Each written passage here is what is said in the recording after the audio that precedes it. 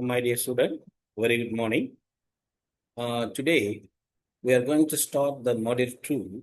So, before we are going to enter into the concept, we should know about the course outcome of this module 2.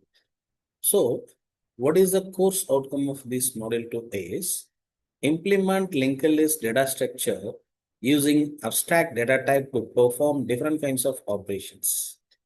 So here, which are the syllabus content we have? I will list out all those things before we are going to discuss one by one. Okay. The very first what we have, how to classify the data structure.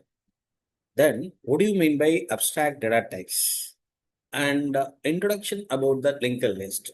As we know that different kinds of dynamic data structures we have, here the linked list is one among them.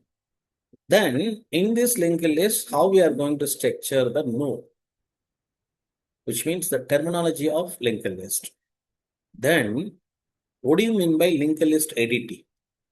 Then, what are what are the types of linked lists? There we have different kinds of linked lists, such as single linked list, double linked list, and a circular linked list. But as per the syllabus, what we have, single linked list and its different kinds of operations like insert, delete, search, and traverse.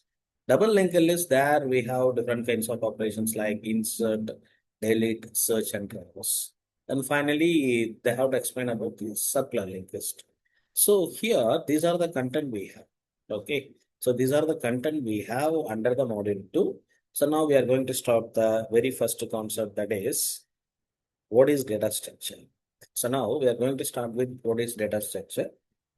So in now in the recent scenario, the computations have two different kinds of interactions.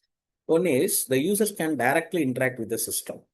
That is called as user to screen interactions, direct interaction. The user can merge with the screen. That is called as front end. So front end is nothing but how the user can interact with the applications, or how the user can interact with the system. Okay, that is called as front end. And back end concept we have. Sometimes it may be referred as the computer memory. Sometimes it may be referred as the database management system, where we are going to finally store our data. This data may be stored. For example, for our operations, for our application operations, we have to manipulate some data. So those data will be manipulated and those data will be processed in the computer memory. That's why the computer memory sometimes referred as backend concepts. Likewise, database is a permanent place there we are going to store the data. So database also one of the backend. So why I have to explain these concepts are very clearly as well as in-depthly means you should know about what is front end and what is back end, because many students doesn't know about what is front end and what is back end.